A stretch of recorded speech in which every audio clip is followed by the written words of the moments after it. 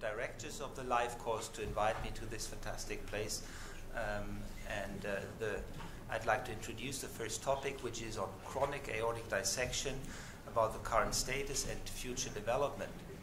And if we look at dissection, we have to take all the dissections into account, and especially in my institution, in a heart institution, we deal a lot also with residual dissections.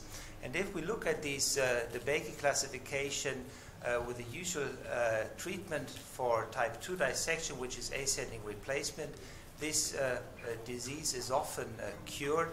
But already the type 1 dissection, which is type A Stanford dissection, often leaves chronic residual dissection of the most of the aorta behind, which we have to deal with just as much as we have to look for the long-term outcome of patients that have chronic type B aortic dissection. And these patients actually present with very similar patterns, and with the only distinction that in the patients with a residual dissection, we have a situation where most often the aortic arch, as you see on the right-hand pictures, and also the neck vessels are dissected and pose additional problems in both endovascular and open surgical treatment. If we look at the treatment modalities, actually TEVAR has already beaten open surgery in the descending aorta for type B aortic dissection. There are different studies and registries indicating this. One of the least is the IRAD registry, which here recently showed that even patients with uncomplicated type B aortic dissection tend to do better in this registry data than patients treated medically. And not least, there was the INSTEAD study that was published here by Christopher Nienaber, who recently showed that probably a subgroup of patients with subacute type B aortic dissection do better with TEVAR, even if they do not have the classical complications like visceral or ischemia. But if we look at this data, it is very important that we see what kind of patients have been treated in this study. And this is the original publication showing the inclusion criteria of these patients, and showing that the majority of patients included in the INSTEAD trial is patients that have presented with so-called subacute dissection within 90 days. So this is not acute and not chronic, it is subacute dissection. So to summarize the data so far, we have good support for endovascular treatment for acute type B aortic dissection, and we have data to support TEVAR for subacute type B dissection. But what about chronic dissection? There's an expert consensus paper recently published, actually by the same group that has published the IRAD data, and they are proposing treatment for patients that develop false lumen aneurysm, late complications, or have a rapid increase in diameter. And both general treatment strategies are recommended, which are open surgery or TEVAR. This is just the same in our institution, who we usually treat with chronic type B aortic dissection are patients that present already with rupture or with complications such as false lumen aneurysm, rapid growth, or malperfusion, as you see on this slide. And open surgery so far in our institution is restricted to patients that have genetic disorders like Marfan syndromes, Loeys-Dietz syndrome, or are specifically young age and have good risk for open surgery. When we compare open endovascular strategies in chronic type B dissection, this is really comparing different patients and different treatments and often different outcomes. This is very recent data from Dr. Koelbel from the United States, really the best treatment you can get.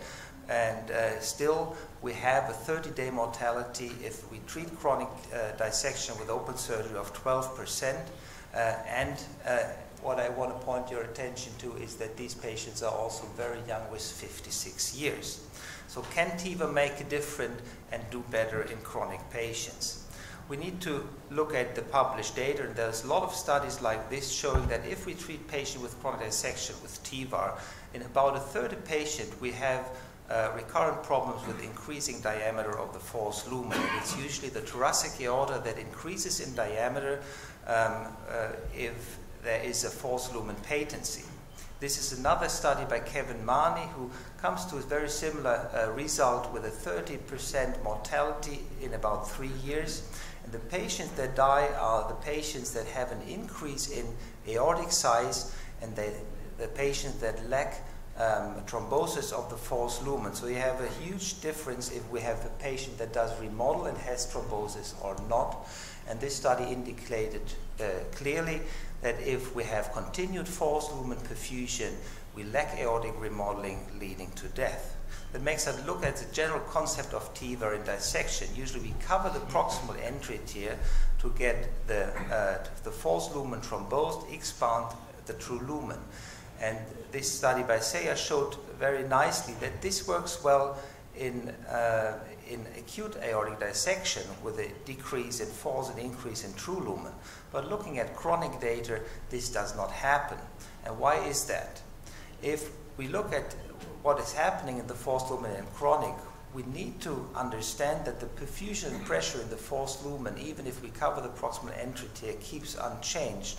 And this is due to the presence of intercostals and bronchial arteries originating from the false lumen and being fed by further distal entry tiers. As you can see here, you can actually see on the CT the contrast going up from distally. This has been solved in open surgery in this institution in Cleveland by Dr. Roselli, who acknowledged that problem by using fenestrations of the dissection flap in the descending aorta in the initial open procedure to allow in a later procedure by stenting into that fenestrated area to prevent the false lumen backflow. This is something we have been trying to adopt in endovascular surgery, and as in this patient with a chronic dissection, we've been placing the stent graft in the false lumen using fenestration in the supraceliac aorta here to prevent that backflow in the false lumen. You can also solve this by extending your aortic coverage further down in the infrarenal aorta, as in this patient with an octopus repair, or as has been done by several groups using fenestrated endografting, which is a very challenging procedure and, of course, with a drawback that you cover additional significant lengths of the aorta. Results have been published so far with very promising results. Another option is that we occlude the false lumen directly by materials put into the false lumen, and the advantage is that this may separate the aortic false lumen compartments that are in danger and does not restrict further distal endovascular treatment. It's actually just like putting bulkheads into a ship to separate compartments of danger. We started doing this, like in this case, with putting in coils and plugs and glue into the false lumen to prevent that backflow with good success. But in a majority of patients, and this is a study who confirmed the results using iliac occluders for the same purpose. But the problem is we only have materials up to 24 millimeter to put into that false lumen. So we came up with a technique which we call candy plug technique, because the plug looks more like a candy wrapper, and this is something that can be built up to 50 millimeter and is put into the false lumen combined with an Amplatzer plug. This short video shows you how this technique is done. You see a stent graft placed to the celiac artery, and you see the significant backflow into the false lumen, giving full pressure on the false lumen aneurysm. This is the occlusion plug with 50 millimeter in diameter, and you see this mid portion is necessary to get the introducer out. Then we balloon it, and this is a standard Amplatzer vascular plug to occlude the midsection, and the angiography at the end confirms that there is no further flow and pressure conduction up into the false lumen aneurysm. And this technique so far has worked well in a selected number of patients. Another technique which is called the Knickerbocker technique we use, and this is called because of the shape of the trousers that you see here. we use access to the true lumen and an oversized stent graft that is ballooned to rupture the dissection membrane. And as you can see here, this is another technique to obstruct the false lumen backflow. I apologize that these movies are not running. This is to indicate that we have a bulgous section in this graft that is able to expand to the false lumen, and we just hop over these. I think I'm also almost out of time. So if we move on, you can see the knickerbocker shape of these grafts that obstruct the false lumen backflow, which is the hazard in chronic type B aortic dissection. And this is a very similar case of a Marfan patient that has significant backflow from an iliac dissection. And you can see that we can use occluding materials and put this into the false lumen to reduce the pressure. And the same applies to situations where we have residual dissections using stent grafts to occlude the main entry tiers within the aorta. In a number of patients, and this is also, I apologize that this is not running, but you can appreciate that we may have some backflow from the false lumen here and can use occluding materials to prevent that backflow. So to summarize, tubular stent grafting in chronic aortic in type B aortic dissection works in the majority of cases. False lumen backflow limits success in chronic type B and residual dissection. There's a number of different techniques to occlude the false lumen, and the results are so far promising. Thank you very much for your attention.